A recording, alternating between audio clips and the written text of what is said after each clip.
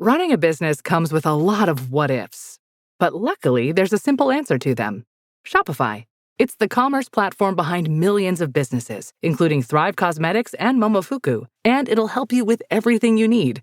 From website design and marketing to boosting sales and expanding operations, Shopify can get the job done and make your dream a reality. Turn those what ifs into... Sign up for your $1 per month trial at shopify.com/special offer.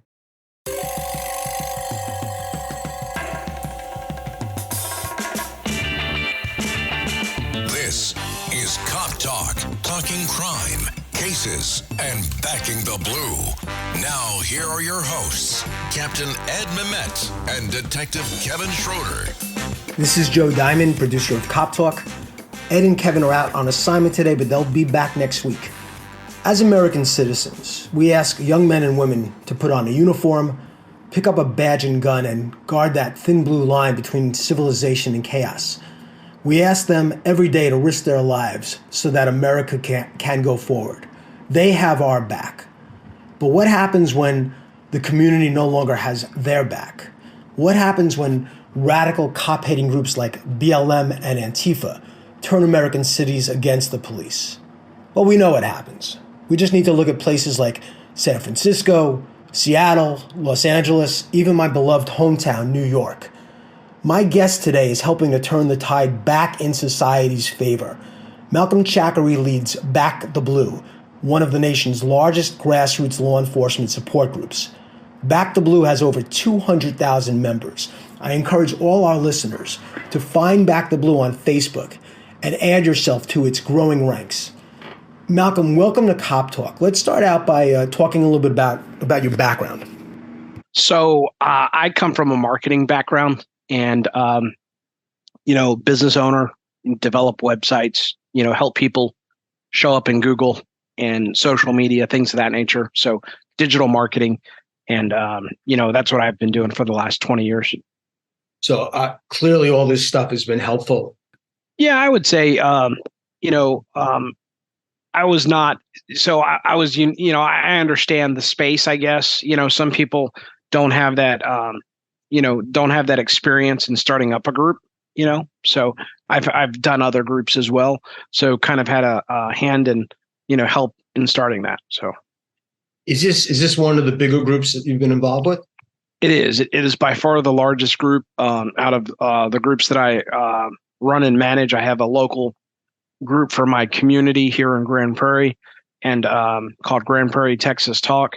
And it only has about 31,000 members, but it grows consistently. I've noticed with the Back the Blue group, Facebook has limited the growth of it, right? So it has stayed at 216, for a while. And, so Facebook is going to do Facebook. Yes. They love censorship, and I think part of that comes with the people that hate cops, the haters out there, come and report posts. So Facebook doesn't have a way to figure out that people are swarming and trying to, take down, positive messages that are uplifting for the law enforcement community. Well, how did you start the group? How did you start Back the Blue? So after the incident in July of 2016, where 5 Dallas officers were killed, yes, in downtown Dallas during a a BLM rally, right? Early on, shortly thereafter, I wanted to create an environment where people who supported law enforcement could show support for law enforcement without fear of being retaliated against, right? And I had to make a decision whether to keep the group public or private. And I decided that it shouldn't be private. People should be able to openly show support, but they should be around others that feel the same way they do, right? And it's okay. We're also open to those people who might be on the fence, because we want people to see the human side of officers. So unfortunately, oftentimes when we're posting on the group, it's oftentimes we're losing officers, to unfortunate incidents, Yes. shootings, things of that nature. And that seems to be when the group grows. It's when something bad happens. But also we like to share the officers either engaging in their communities, doing fun activities, things like that, so that people can see the human side. And we have all sorts of people in the group, ranging from officers themselves to spouses of officers to family members to just regular people like me who grew up respecting law enforcement and recognizing that they're there to do a job. They're there to keep us safe. And at the end of the day, they don't go out with bad intentions, to harm others, on a daily. So were you civically active before founding the group? Yeah, in my community, yes. I've been a part of Rotary, and I have served the local YMCA on boards. I've been on the Parks and Recreation Board here in my community. So yeah, I served on that Parks Board for 6 years. I've done a lot of fundraising for a lot of different organizations, such as scouting and, different organizations, YMCA, like I said before, theater organizations like Theater Arlington. So, I have always been civic minded.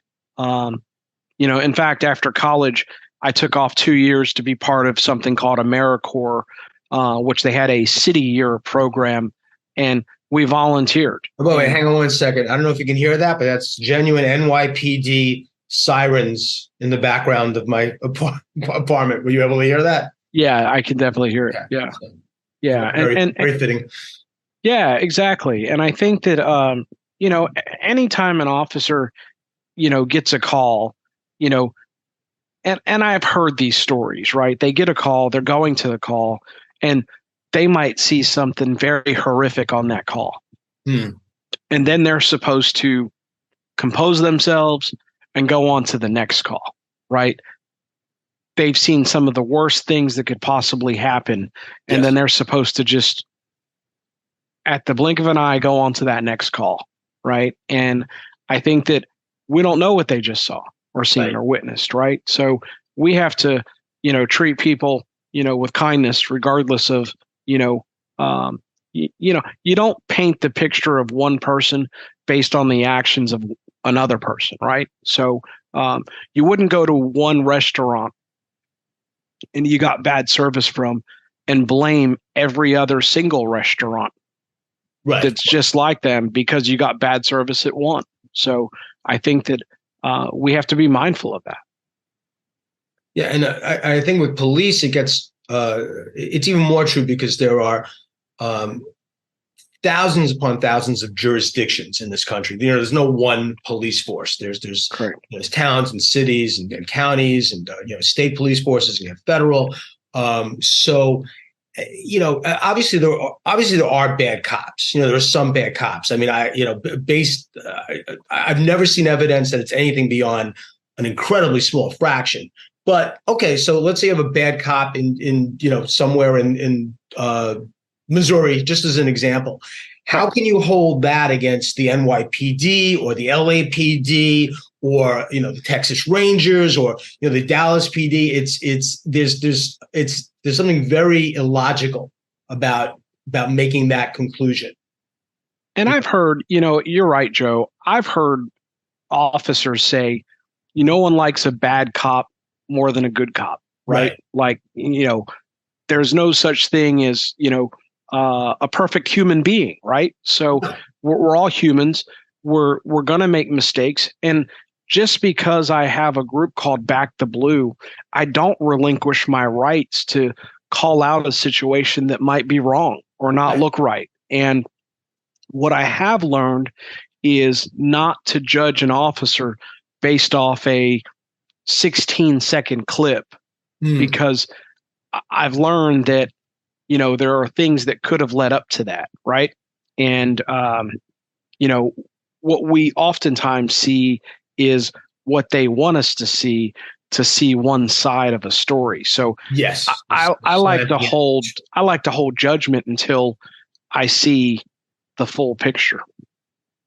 And it's it's going to get tougher in the coming years because of AI, because of artificial intelligence, because of the ability to make deep fakes. And we're going to see this from the fund Abolish the Police crowd. They're going to have access to this technology too, and they're going to make some horrifying videos that are going to try to demonize the cops. And it's going to be we're going to have to, those of us who support the rule of law, we're going to have to be very smart about this and examine all this propaganda very carefully to see where it's coming from, and to try to figure out, well, clearly this is fake. Clearly this is they're trying to twist people's thinking about this. And you're absolutely right. I think there are two parts to this, right? I think that there's an opportunity for the public information officers from these departments to immediately come out and call them what they are. But at the same time, we all know that the truth, a lie rather, can make itself clear around the world before the truth has the time to put its shoes on. Yes. Right. So Churchill, I think, said that. Oftentimes lies are out there. Yeah. And the truth is playing catch up. Yes. And by the time, and you know what? That dirty old disinformation thing, yeah. right? Like we don't like misinformation. And here's the thing. I believe, and this is a weird one, I believe that the First Amendment protects misinformation the same way it does, anything, right? Yeah. Like, as human beings, we need to ask the questions, the when, what, where, when, and how, right? And is this true?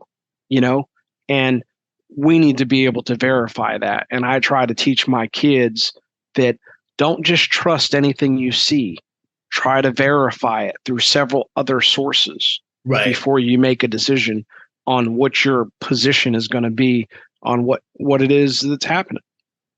Well, it's Ronald Reagan's famous motto, right? Trust but verify. Yeah, absolutely. Yeah, without a doubt. So what would you say is the core mission of Back the Blue? Really to be a positive light, during tough times, right? Like a place where people can share, you have officers who are joining, departments across the country. And sometimes the mother is a little bit nervous about their kid going on and joining the police department. Sure. And they might share a picture of their kid joining the department, and they can immediately be surrounded by others who can assure them that it's going to be okay and that they can thank them for their service to their community. And immediately those people feel a sense of pride in what they're doing, and they're getting that support from others from all over the country, and in some cases all around the world. So for me, it's the core mission is just to support law enforcement and be a positive, thing that they can always turn back to. And in some cases, we'll share fundraisers, we'll share things. We've never fundraised, but we'll share other approved fundraisers to help people. We've had situations where people were looking for a kidney donor, and we'll share that for a fellow law enforcement officer, right? So I think that anything we can do to help, the people that wear the badge and their families, we try to do. Hilton brings you new ways to stay with experiences that let you capture the glory days. Introducing the Graduate Hotels. Each inspired by local college towns, these stays are always original and never boring. Get in touch with traditions all across the country and enjoy a stay that's a class above the rest. Book at Graduate Hotels with Hilton Honors Points at Hilton.com. It's a win-win. Hilton, for the stay. Hey, Fidelity. How can I remember to invest every month? With the Fidelity app, you can choose a schedule and set up recurring investments in stocks and ETFs. Oh, that sounds easier than I thought. You got this. Yeah, I do. Now, where did I put my keys? You will find them where you left them.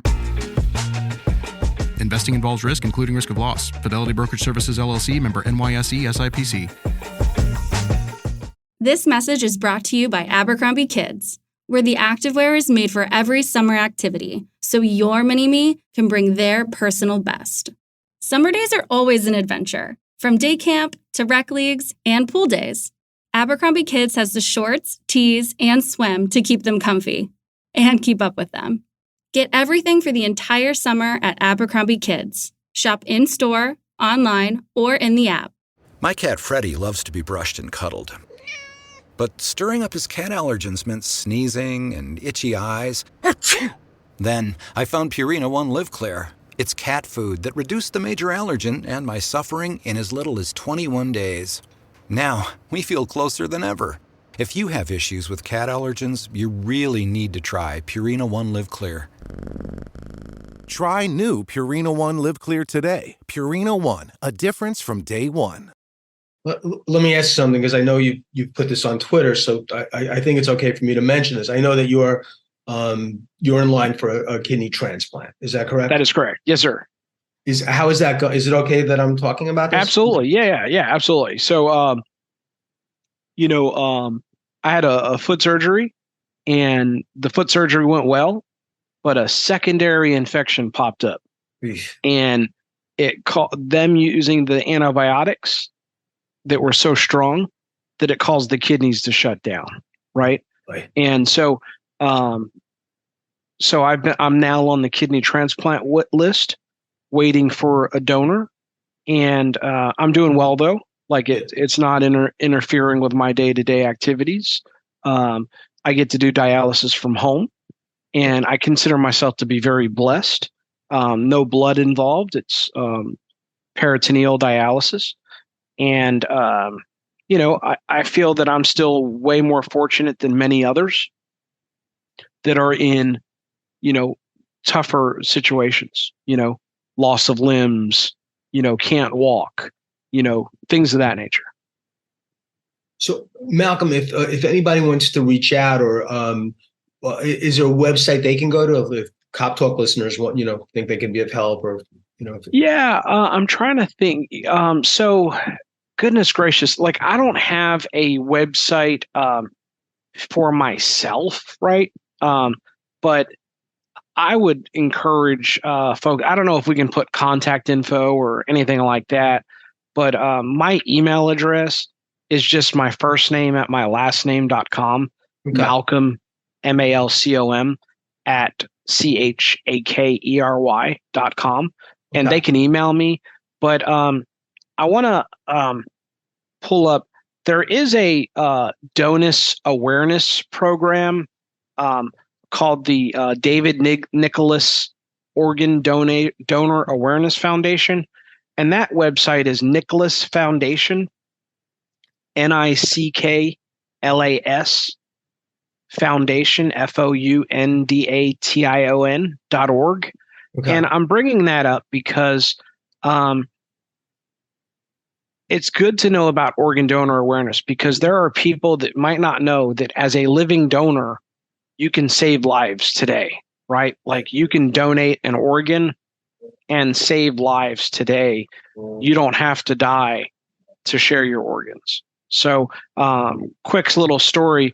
I heard the person, Rodney DeBaun, who's behind this foundation, tell his story of receiving a heart transplant after somebody passed away. He received a heart, and I signed up for organ donor I signed up to be an organ donor at one of his events, not realizing that I someday would be in a situation where I would need a donor. So I think it's interesting how that works out, and that they're a great foundation here in Grand Prairie, and they help people from all over the country. So it's Nicholas Foundation that they're in. Yeah, the Nicholas Foundation, correct, .org. Spell out the website one more time. Yep, it's NICKLAS FOUNDATION.org. Thank you, Malcolm. Yes, sir. So getting back to the group, how did it grow so large? And how specifically, how long did it take to break 100,000?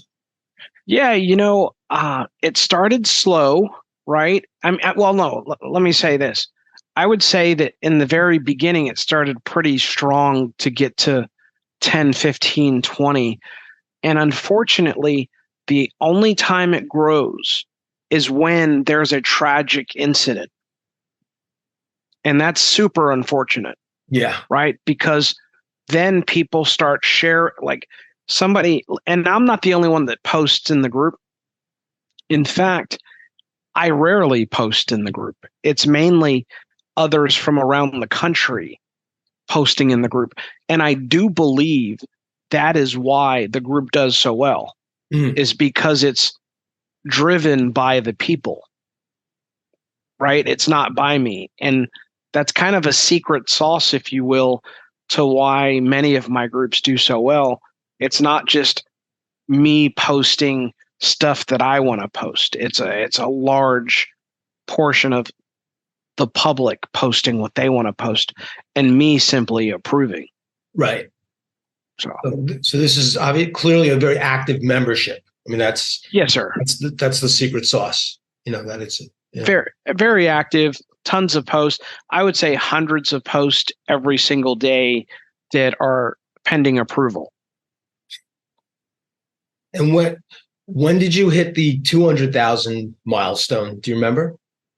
Goodness gracious. I want to say around the time of, when Black Lives Matter was burning down cities. And, Officer Dorn, you remember that tragic incident when he was shot inside the pawn shop? Yes. And his family was in our group, and I think that just in general, I know that Facebook has throttled our group. They don't suggest it. And I just know that, people have tried to label it as hate. Some departments have taken away the Back the Blue motto, and to me, I just think it's you're giving in, to the left in a way that, they don't want us to be, supportive of law enforcement. Right. And it's sad. And it's not everyone on the left, but there's the fringe people that just don't want to support law enforcement. And I don't see why. Well, I think I get it. I mean, the hardcore left, the real Marxist revolutionaries, they know that the only way that they're really going to, destroy this country and take it over is by neutralizing law enforcement. Correct. There's until that happens, they really can't make much progress. As long as law enforcement is there, the rule of law will, has a chance of prevailing. So I think that's part of the reason that they're trying to undermine cops. It's like, if they can get rid of American law enforcement, the world is theirs.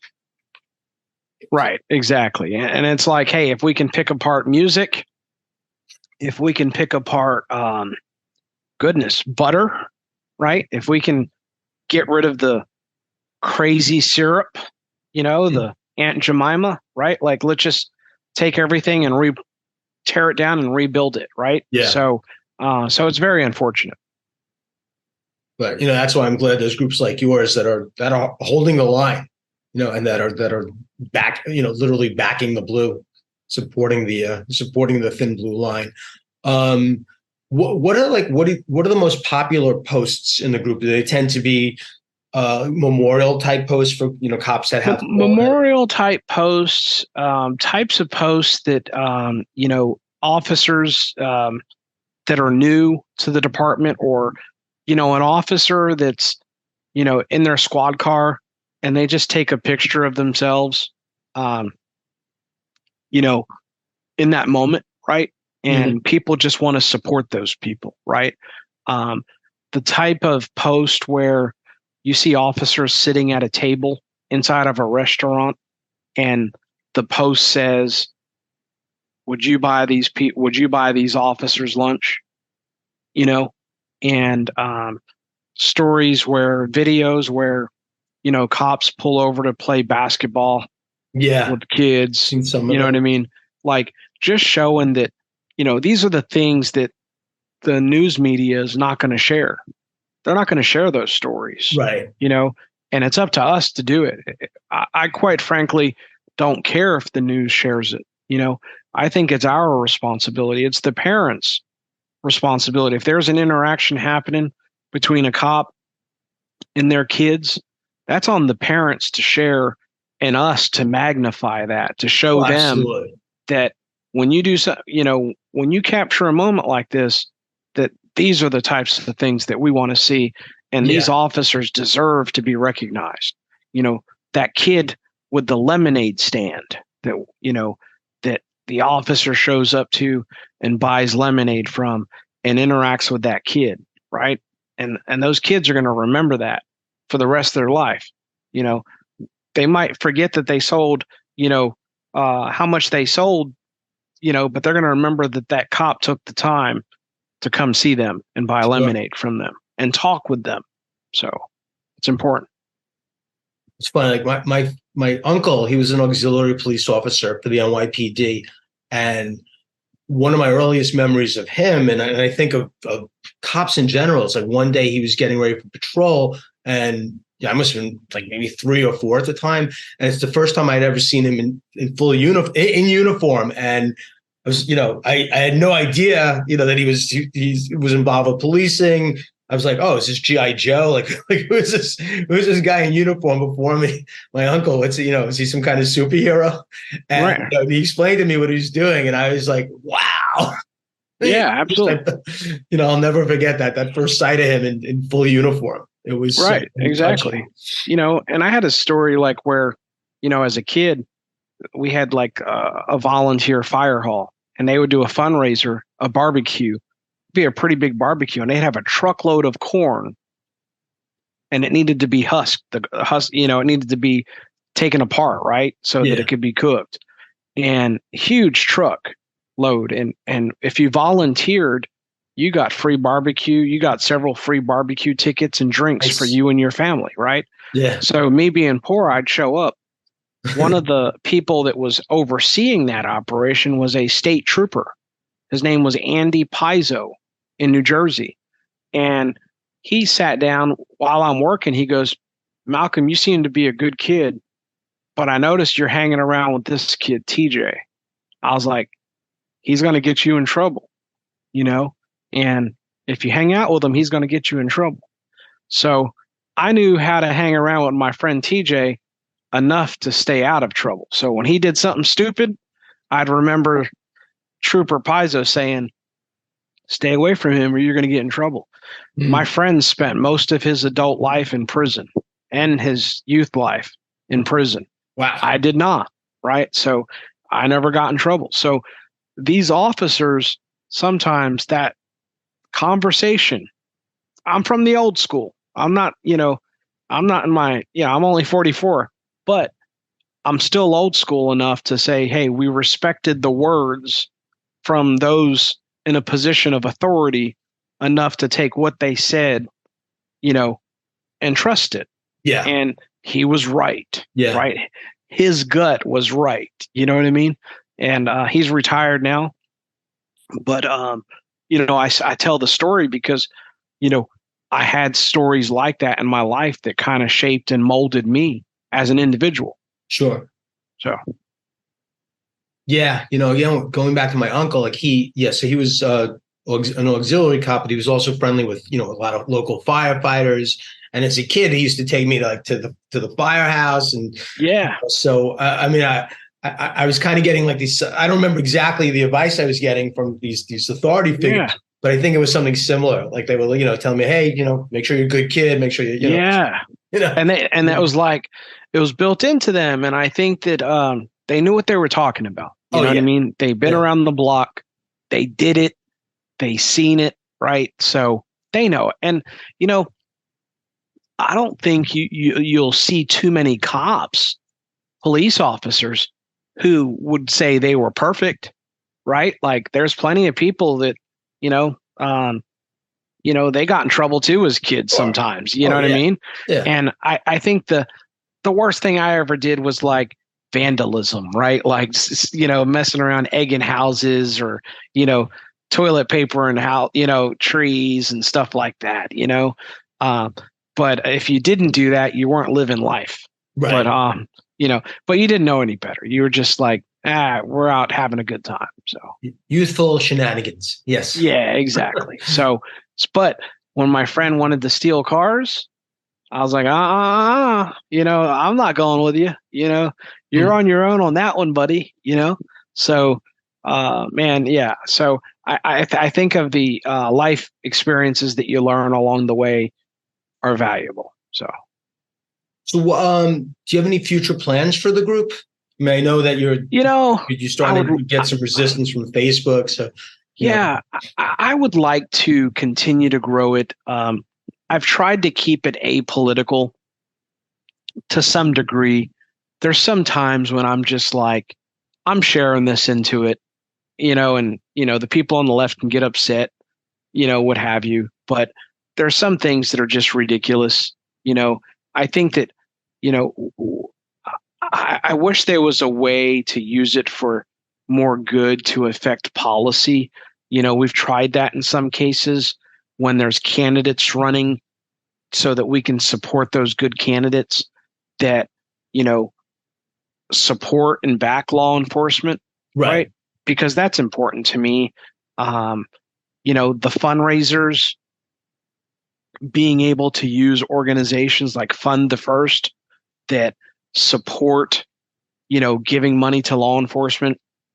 There have been situations with like GoFundMe where they've deactivated fundraisers, and you know what I mean? And because they're more conservative based, and I would like to see us, have a more pivotal role in, enacting policy that helps law enforcement, right? Like district attorneys that don't prosecute crimes.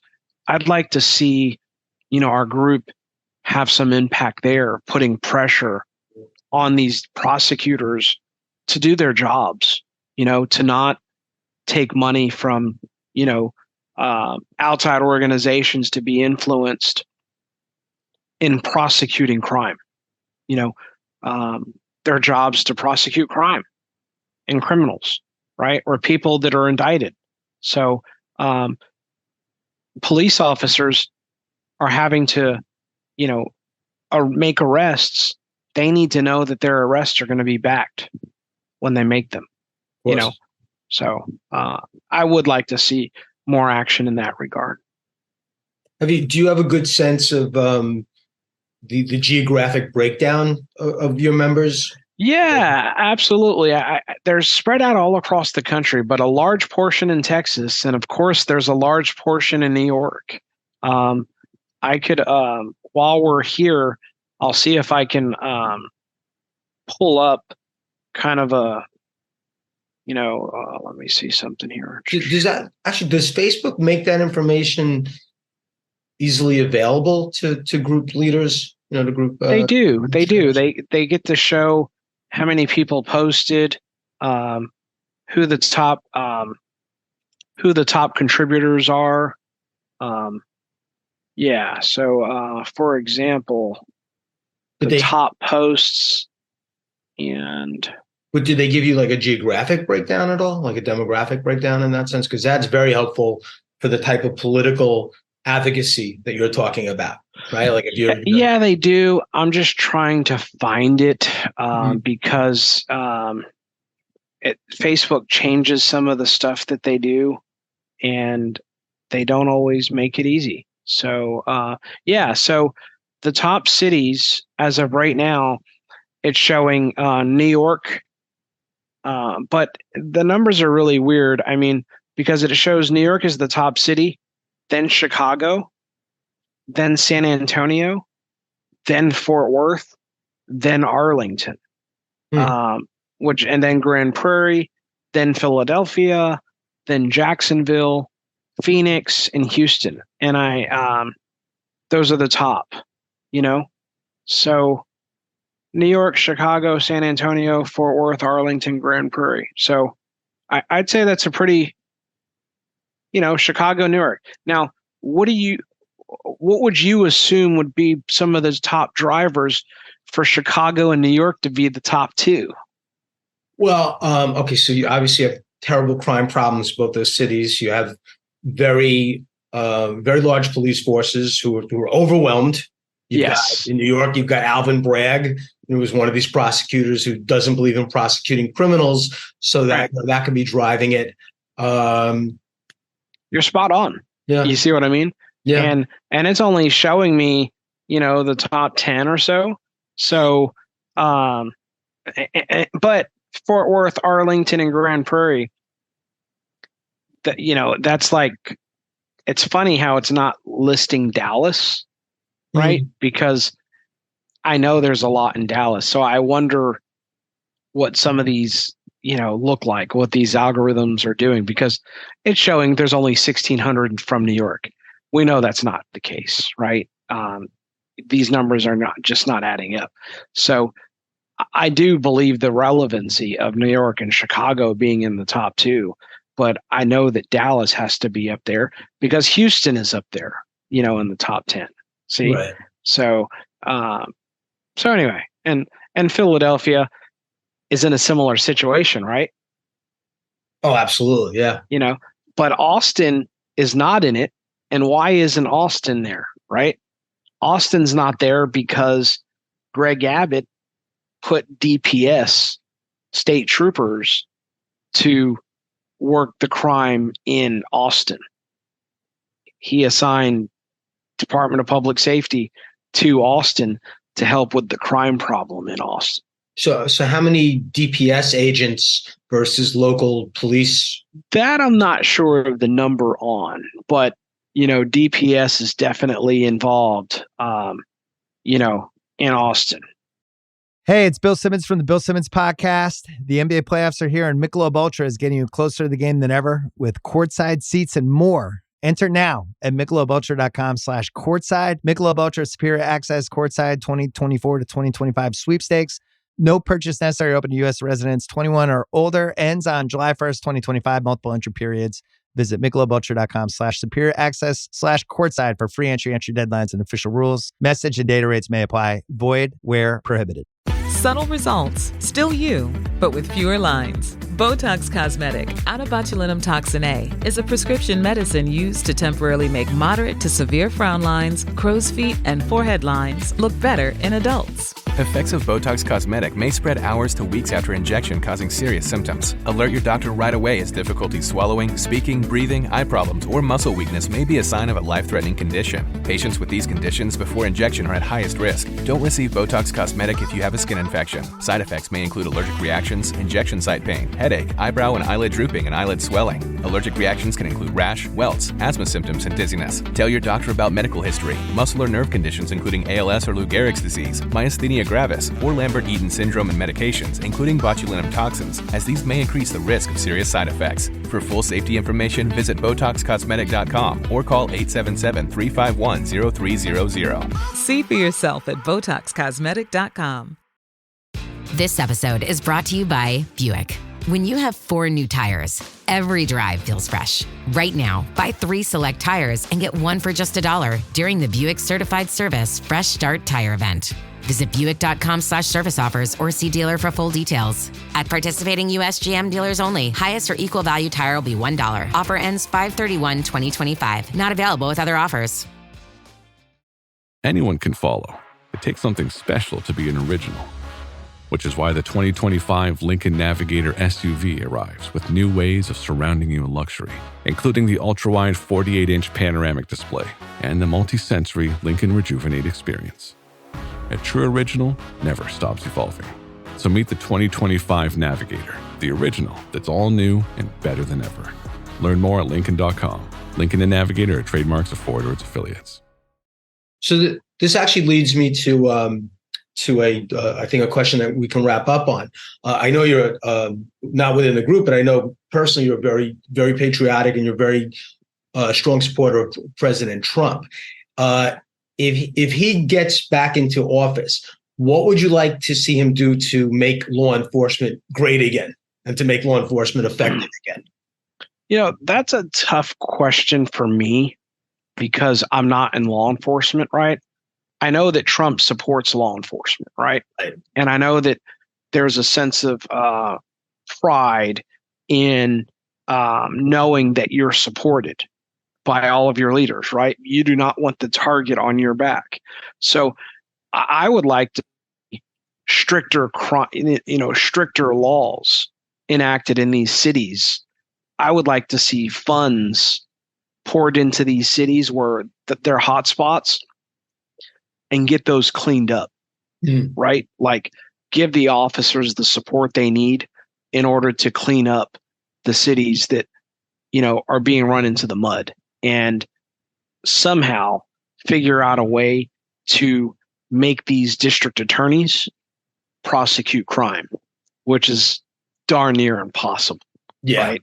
So I think that I would love to see officers paid more, and, but I don't know that money would come from federal funds.